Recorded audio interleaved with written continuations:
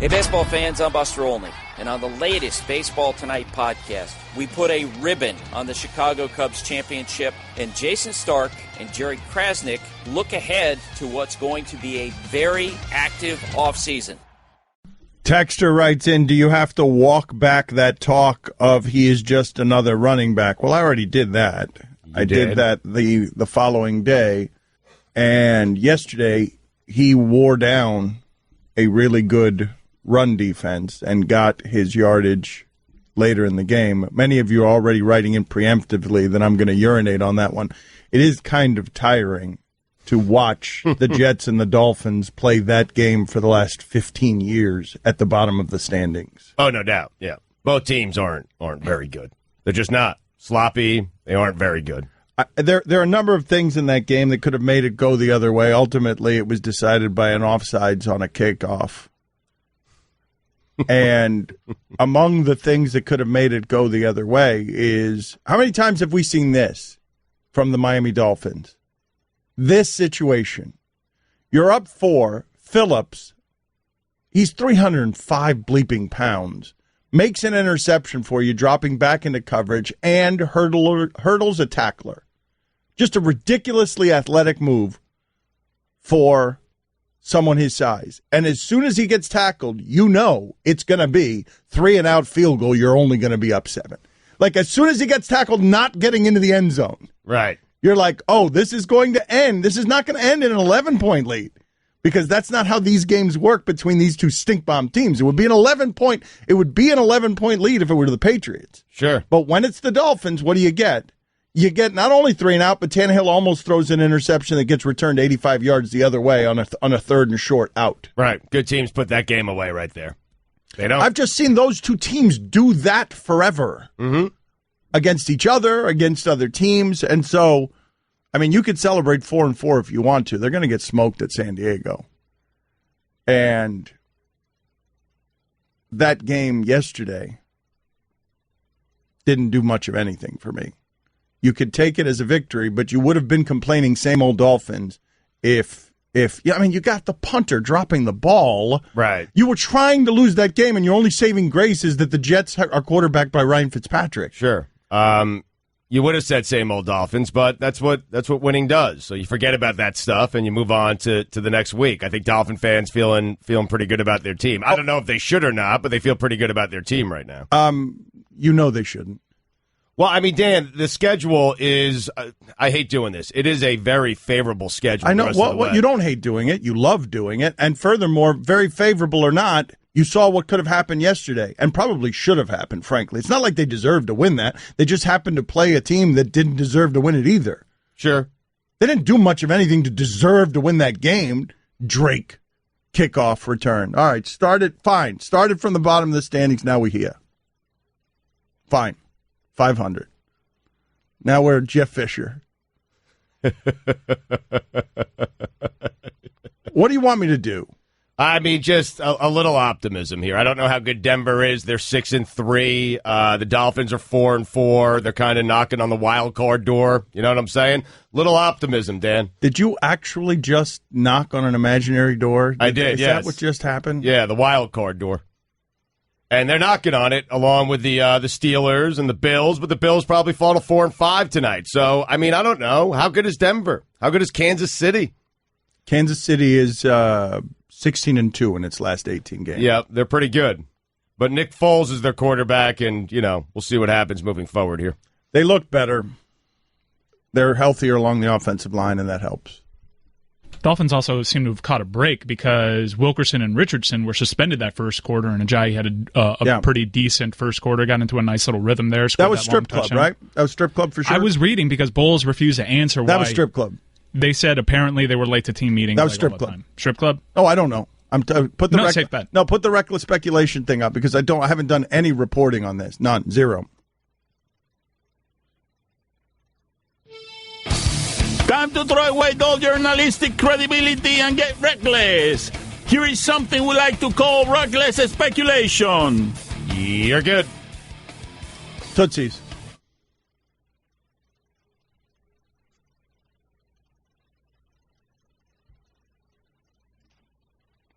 Saturday night, Miami Tootsies. Texter writes in, football isn't about deserving things. Fair enough. Dan, you're a jackwagon. Did you watch San Diego yesterday? Same type of game. San Diego's better than the Dolphins.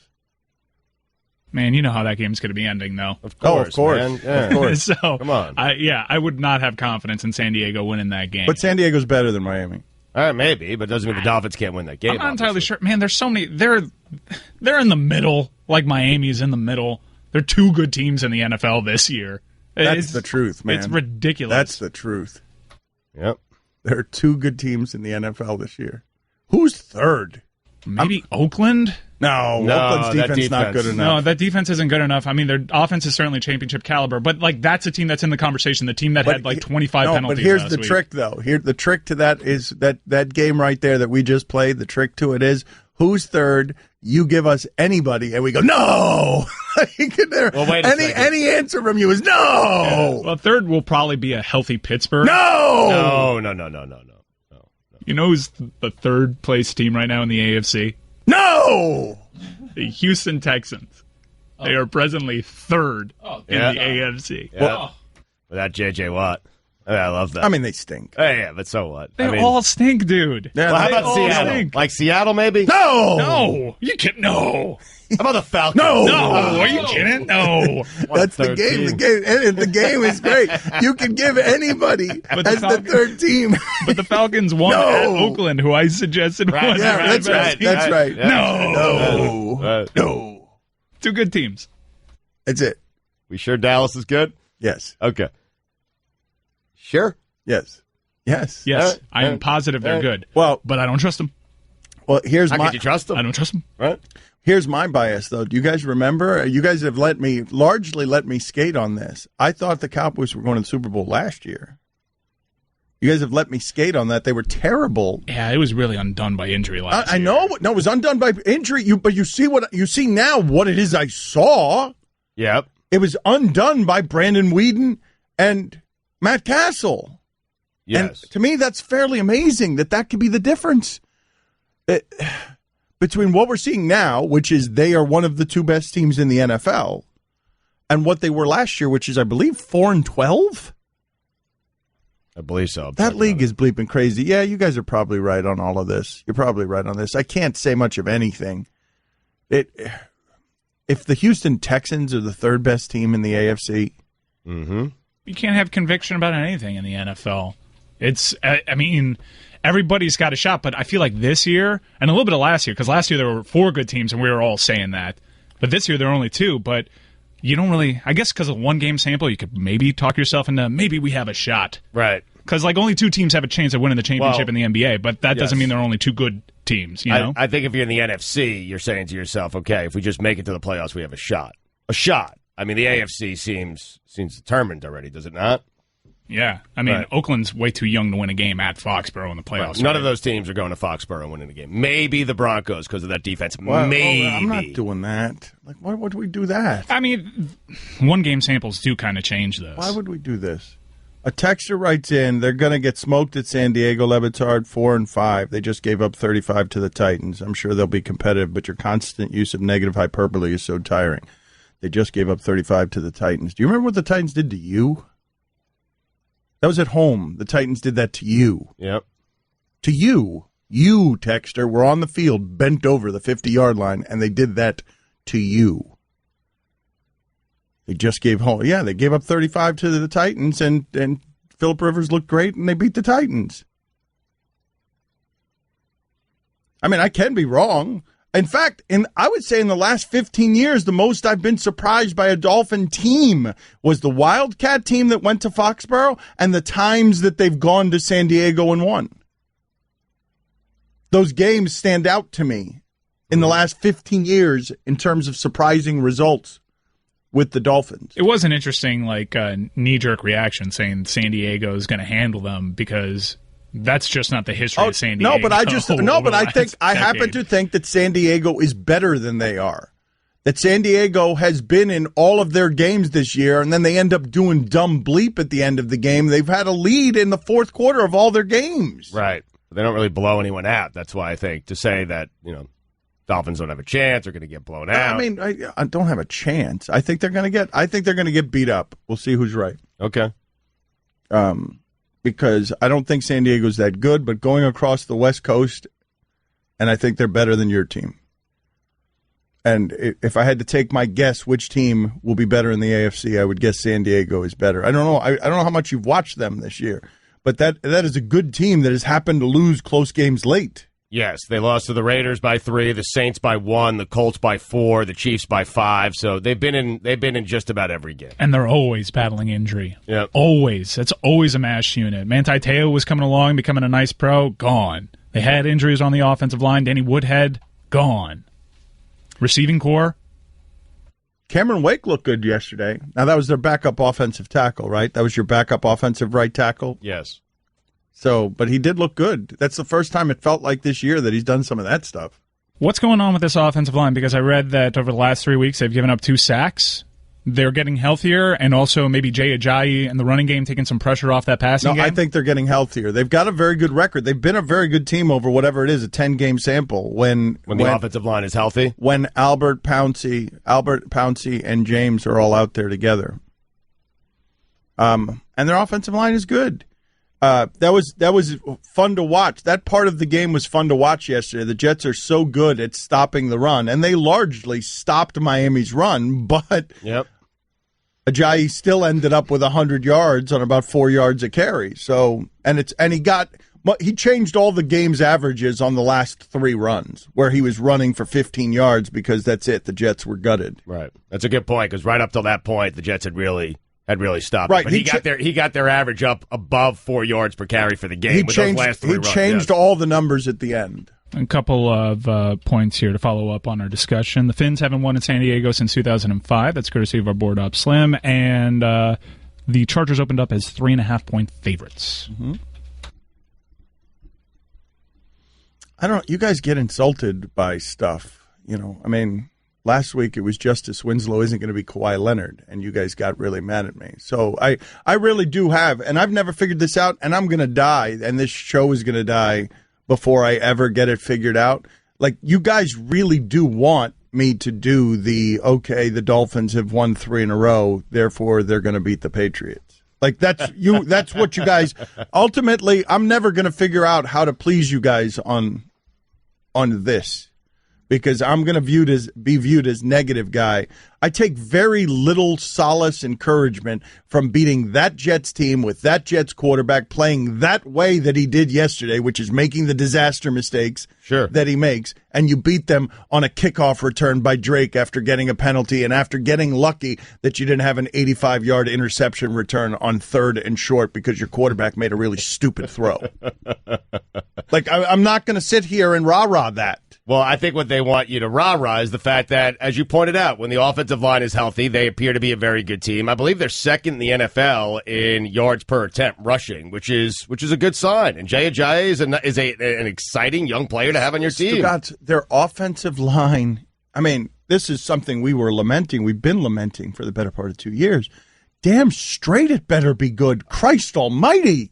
You're right. The fact that it's been terrible has been the thing that has gotten people fired around here because they've poured so many resources into that position. Damn straight it should be as good as anybody doing it, given that they've spent more money and draft picks in it than anyone in the league.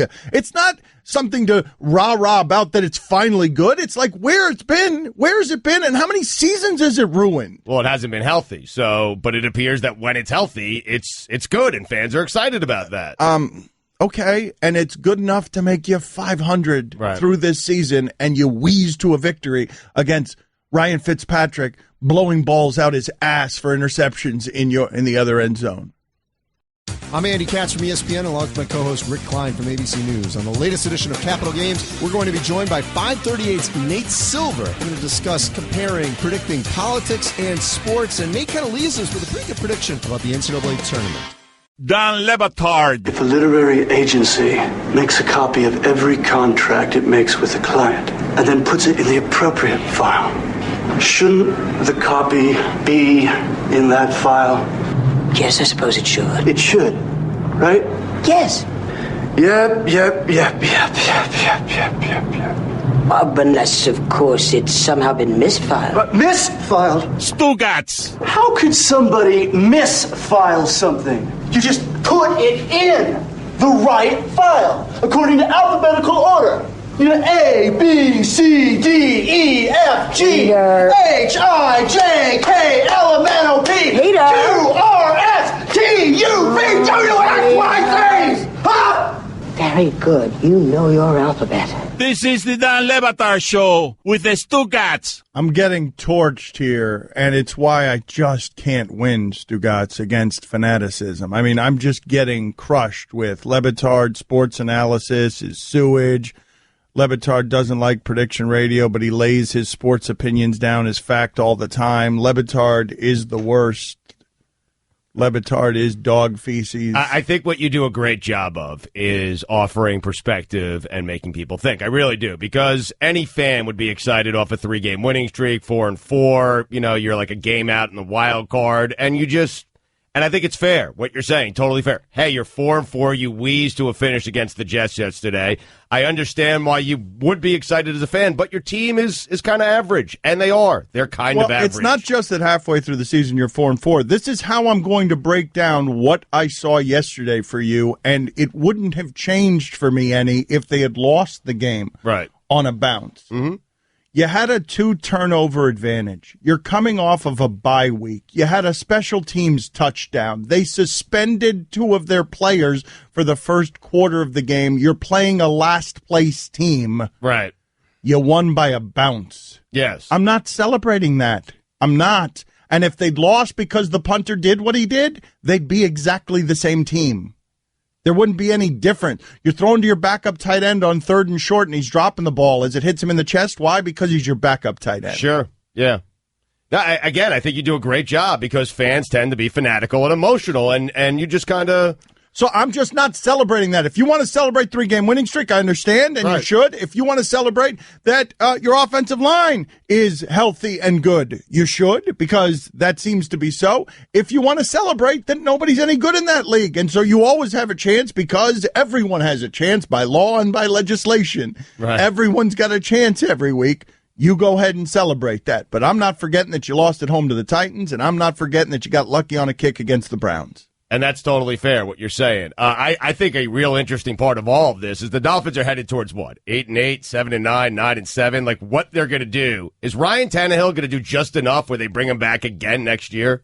Like, I think that's the interesting part. He made a disaster decision yesterday, and he got so lucky. Right. Like, that game wasn't actually decided by a special teams touchdown. What it was decided by is that randomly a defensive tackle for the Dolphins held on to a ball that was thrown at him, and a cornerback for the Jets didn't hold on to a ball that he could have run 85 yards with was that who was that? Who was? Oh, on the interception? The guy who cut in front of just a terrible decision by Tannehill. It was a little screen, a Jet cornerback. I'll find out his name. I don't know whether it was a linebacker or a corner, but whatever. It was a guy who was playing with frying pans for hands. Right, he catches that. It's a touchdown the other way. There was an easy touchdown. An easy touchdown the other way. Yes. Just a terrible decision. But here's the thing, though. And this is what I'm arguing against, and it's why it's a no-win position for me talking about this stuff. If that Jets player had held on to the ball, you guys would be crushing the Dolphins up and down today. And all I'd be telling you is they're the same team that I think they are now. Sure. There's not a difference. They're the same team, just one of them got to bounce. Yeah. It's fair. But what I'm saying is you guys would be crushing the Dolphins right now. How could the punter, how could the punter just drop a snap right in his hands and leave the ball there? Actually, is that a 2-turnover? I guess that wasn't counted as a turnover. I was saying the Jets had a 2-turnover advantage, but I guess that's just a turnover on downs, the fact that the punter is just dropping the ball in his own territory. But regardless. It was Calvin Pryor, by the way. How mad were you at the Jets yesterday? What is your story? You know what? It's I'm tired of Fitzpatrick, and it's a weird thing, Dan, because you have preached, and I can't believe I'm saying this. What you're doing with the Dolphins is what I was doing yesterday with the Jets. They win this game, and what? Like, and what? What does it mean? It means nothing. They're not winning the AFC East. They're likely not making it to the playoffs. I'd rather lose games and get a higher draft pick. And I don't want to see Fitzpatrick anymore. And the more they win, the more likely I am to see Ryan Fitzpatrick, where I'd rather see Bryce Petty. And so I was kind of okay with it. I was okay with the result. I'm sitting there during the game. Oh, I forgot that. I forgot actually that. It's not only that you barely beat the Jets, you also barely beat the Jets when in the middle of the game they had Petty wandering around out there and you couldn't do anything about that. They had their backup quarterback running around out there for a few plays. Yeah. Yeah, I just don't there's only one result that I would have taken anything from yesterday, and it would have been mauling the Jets. Not beating them like that. Right. Beating them, 28-3, beating something like them that. the way the Patriots beat everybody. Sure. Right. That's the team you're competing against. Yeah. The way the Patriots went, that's where the bar is. That's where it's been for the last 15 years. It's where you failed to reach. And furthermore, while you complain about my tone, man, I've been right for 15 years about this team. I'm not that right about anything ever. Sure. I never get to be that right, with one exception, the one Pennington year where they won every game 16-14. I'm telling you, man, I'm watching this game, Stugotz. I'm watching it. And it's 17-13. And you get Phillips to make one of these plays that 300-pound human beings shouldn't be making. He drops into coverage. He doesn't handle the ball poorly, drops it, Fitzpatrick throws it right at his face, he catches it, he hurdles a tackler. And at that moment, I'm thinking to myself, he better get in the end zone, because I've seen this game for the last 15 years. If he doesn't get into the end zone, this is going to be Dolphins 3 and out, kick a field goal, and then the Jets are going to be playing for the game again, because it's going to be a 7-point lead instead of 11 points. It's going to be a 1-score game instead of a 2-point game. And not only did that happen, it almost happened worse than that. It almost happened where he threw the interception that went back 85 yards. They don't have enough playmakers, man. They don't have enough playmakers. They're getting close, though. I mean, they're offensive. I mean, Jay Ajayi, they're getting close. I mean, Devontae Parker, they're getting close on the playmaker front. I don't know if Devontae Parker, what has he shown you? He's shown flashes. That's what he's flashes shown. Of what? Didn't show a flash yesterday. What flashes of? Well, not flashes of what? There's been an occasional flash.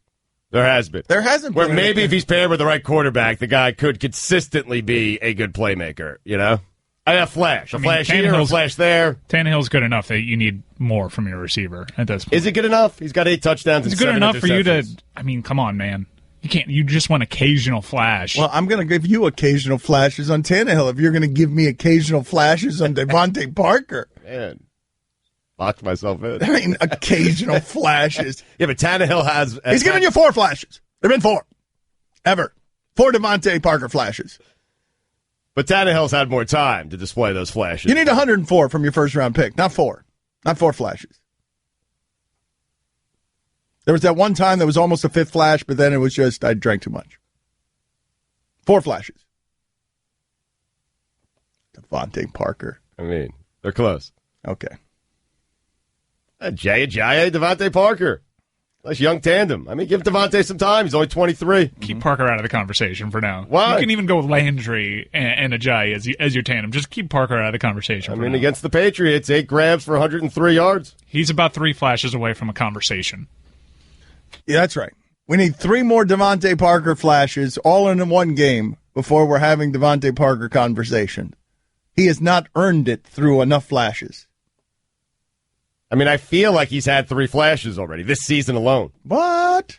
Patriots? What? 8 catches, 106. What? That qualifies as a flash. That is a single flash. Solid flash. One solid flash. All right. Nice touchdown the next week against the Cleveland Browns. A touchdown. Does not count. Doesn't count. Oh, man. Because it's against the Browns. No flashes against the Browns. Are you literally going through his game log to see him doing anything? Yes, that's it. That's what he's doing. A 50-yard grab against the Titans. Was that his only grab? No, he had 2 others. Okay. Yeah. He had 3 catches for 70 yards. I would love to know. Wait 35 yards per catch. Flash. I want to know what you can make those prop bets. Let me ask you this question. You can make those prop bets in Vegas on how many yards over under a guy is going to have receiving. Where do you imagine that usually is every week for Devontae Parker? I'm guessing it's not even an option because he hasn't shown enough yet. Because he hasn't given you enough flashes? Like if there's a receiving prop, it's on Landry. Yeah, do you have Devontae Parker in fantasy? I do. You would know better than anybody that there haven't been many flashes then if you do. I'm surprised you aren't going the other way on this. That you wouldn't be killing Devontae Parker because he hasn't done very much for you. He was an ancillary piece in a bigger trade that I made. If I was relying on him, believe me, I'd go the other way. But I'm not. I mean, I'm stacked at the wide receiver position. There's no way he's breaking into my starting three. Mike, help me out here. Like how much? The people are really mad. What is the show they want me to do on Monday? Honestly, like I'm honestly at a loss. Right. They want me to take that victory and make something larger of it? They want you to say offensive line when healthy, team appears to be good, Jay Ajayi, good young running back. They've won 3 straight. They could sneak in as a wild card in an AFC that only has one good team, maybe find themselves in the AFC Championship game. Oh, God. I mean, well done, brother. Well done. I'm Jamel Hill, and on the latest His and Hers podcast, Michael Smith and I discuss an apocalyptic event that is coming up, and no, it has nothing to do with the fact that the Cubs just won the World Series. Take a listen right now. Don Batard. Kenny, how you doing today? Kenny. Waiting for Ken, trying to hook him up here. Ken, you with us? We'll try again. You guys got him? Stugotz. We'll take a quick time out. You guys figure it out. Goodbye. This is the Don Batard Show with the Stugotz. That was an effortless bit of genius that Stugotz gave you at the end of the last segment. Stugotz can do that on a whim, on command. He's got a little bit of Dustin Hoffman and Rain Man. He's got an ability to be super crystallized sharp at pukey sports analysis that you crave. It's my wheelhouse, man. And so one of the things that may have escaped your attention in the last segment is that he had 3 catches for 70 yards, averaging out to 35 yards a catch. That's not where his strengths lie. But give you some gas bag optimism that you want, to give you the words that you want and need, that he can do. I can't do it. I'm fundamentally incapable of doing it. So what we get here is, come on, Dan, I know you're jaded, but don't you remember being young, actually enjoying sports teams winning? What I enjoy always in Miami is the good teams. This ain't one of them. And where I fall that gets you guys angry all the time, and I'm actually willing to take it. I've realized now that it's my role, because here's the thing. No one else is doing it for you. You guys need someone to do it because no one cares about your football team. Yeah. And so no one's saying anything bad about your football team because no one cares about your football team. By the way, correction, he had 2 catches for 70 yards, which is 35 yards per carry, but another weakness of mine, reading the internet. Yes, making it 3 catches. Yes. A texter writes in, we don't need you to ride down Collins and into the studio on an aqua and orange unicorn waving the magic staff of eternal optimism, but we also don't need the Prince of Darkness and Blight spewing the mantra of incompetence and failure, just looking for a fair opinion. I feel like that's what I'm giving you. No, it is what you're giving them. It's a very fair opinion. Well, I mean, Dan's saying this team isn't that good. Mike, no one can say this team it was a fair good. opinion, but I was surprised at his take that, basically no shot going into San Diego. Well, that's ridiculous. I hold guess on. that's what the audience wants. Hold a on. fine line in between there. Hold on.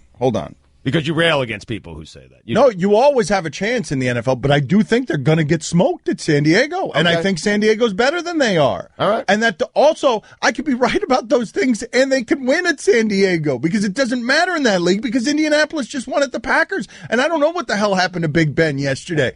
And you know what I mean? Like this stuff happens all the time in this league. It's a weird league that way. Well, no, you can't be right at both those things if the Dolphins go in to San Diego and win. You're very clearly wrong on the Dolphins getting smoked portion of your take-itude. That's correct. I would be wrong if the Dolphins won after I said they were getting smoked. But I can't say, and I wouldn't say, that they don't have a chance. But them having a chance doesn't mean anything. The Browns have a chance every week. Everyone's got a chance. Saying they have a chance is useless. That doesn't mean anything. Okay, I'll say that. Maybe that's the show to do. Yeah, they got the Dolphins have a chance this good week. Chance. There you go. Okay. Good chance. Yeah. I mean, okay. Like, that means something. But that's the illusion. The great illusion of that league is if I do that every week, then next thing you know, I have a chance to be in the AFC Championship game at Foxborough.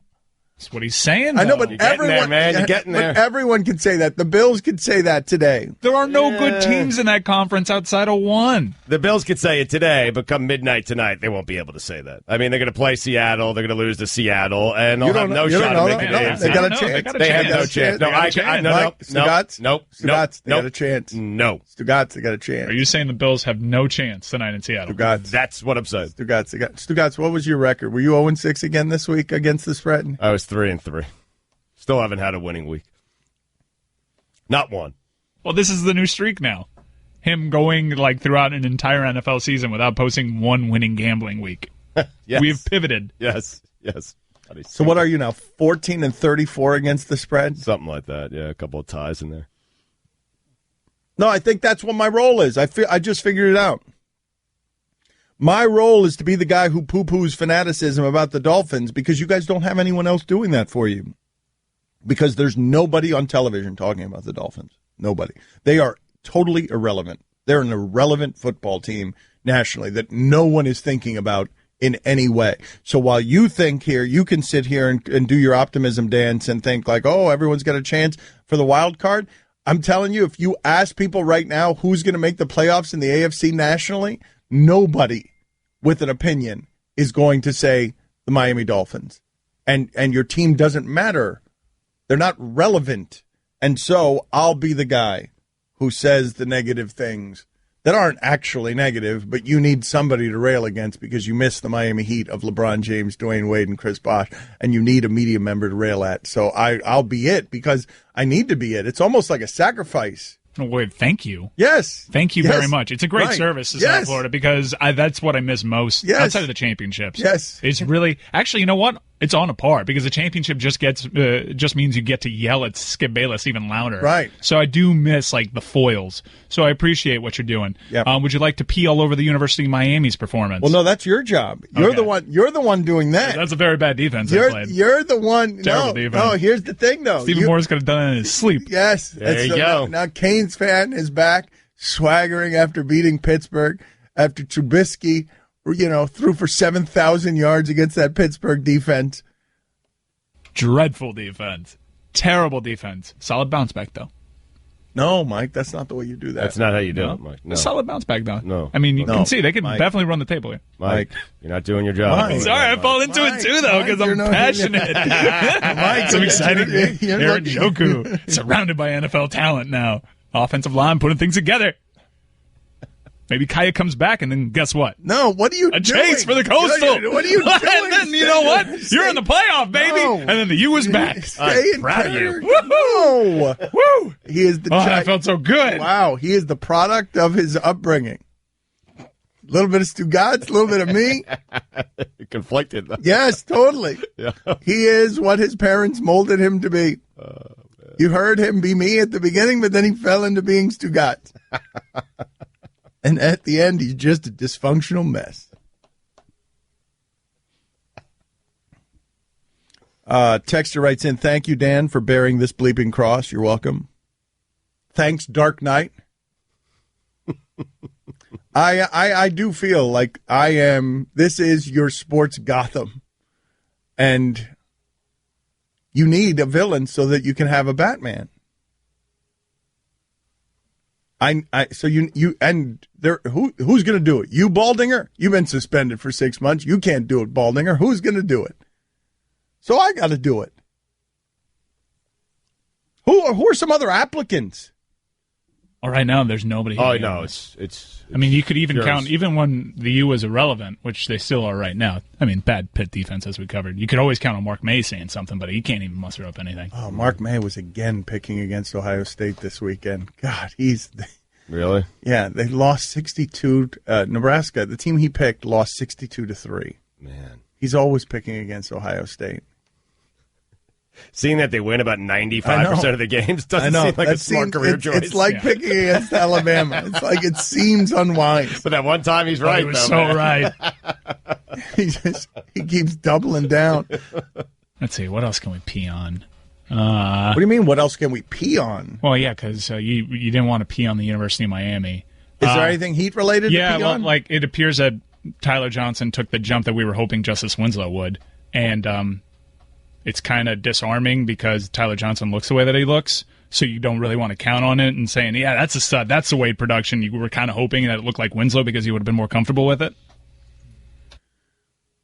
It's early, though, man. The Heat are young, and they're just a half game out of a playoff spot. Like, let's give it a little time. Let the guys gel. Let them mesh. I mean, Bumpy does look good. I'm willing to wait a little bit on Justice Winslow. Needs to learn how to hit the three. Eventually, I think that he will. And, Dragic is playing some of the best basketball of his career. So, again, in an Eastern Conference in which, just about every team, has a shot of facing the Cavs in the Eastern Conference Finals, here are the Heat, just a half game out. That's it. With, after tonight's game, Oklahoma City, a very favorable schedule ahead of them. A lot of home games. There's Bulls team. When's that, Thursday night? And we're tired of Wade yet? Tired of Wade. He had 35. Yeah, they're 3-3. I mean, 35 and hit as many threes as you want. At best, you're an 8 seed. Congratulations. You left the team. Had you stayed with this team, could have been a 2 or 3 seed. You decided it was more important to be an 8 seed in Chicago, hit some threes, and play with Rajon Rondo. Congratulations. That's weird what you just did there, where you just congratulated Wade for being one of the teams that's a half game up on the Miami Heat that you were just celebrating for. Yep. Like, that's weird that you normally don't do it. Like, as much as you can lack self-awareness, you normally don't do it that quickly within a segment where you don't even realize that the Bulls are better than the Heat. The Bulls are, and you just did the dance where you were celebrating the Heat for being worse than the Bulls while ripping the Bulls for being better than the Heat. Bulls trending in the wrong direction, though. Okay, very good. Lost 3 straight. Okay, very good. Mm-hmm. This way, would have got paid that money, though. Let's play that imaging of me and Stugotz arriving at the scene of your sports apocalypse. Introducing Fat Man, fighting crime with his political erectness. You guys get so mad anytime I mention anything about someone being black. A figure who publicly looks down on citizens while on his high horse atop a soapbox by day. Oh, young people, you just peacock preen with your ignorance. And a vulnerable, blubbering mess by night. I'm at a stoplight in my car, shirtless, tears streaming down my face. And who's that riding Fat Man's coattails to the scene of the crime?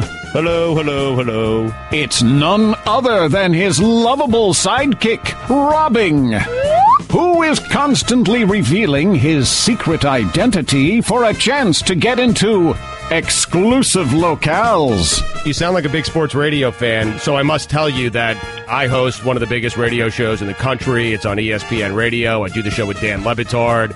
We're on TV as well. So I have the ability to promote you guys out for free, for nothing, just for the reservation, to millions of people. Millions. While Fat Man fights crimes, Robbing fights the truth. You just say stuff, you let it fly, that's it. I don't care. I'll take stuff from August of last year. You did take it from August of last year. I'll take it from August 5 years ago. Doesn't matter. Going to get a rise from the audience. That's really how you do it? No, I'm teasing. On this week's episode, Fat Man and Robbing battle with the Bad Joker. What's the celebrity that has webbed feet? I know Donald Duck has webbed feet. Will Fat Man and Robbing triumph? Or will the Bad Joker finally succeed in killing the show? I'm curious, where were you when you first heard that you'd won? And what did that mean to you exactly? To be honest, I don't know nothing about fantasy. Look, I just found out about fantasy football this year. Yeah. That explains why he didn't attend our... Shut up!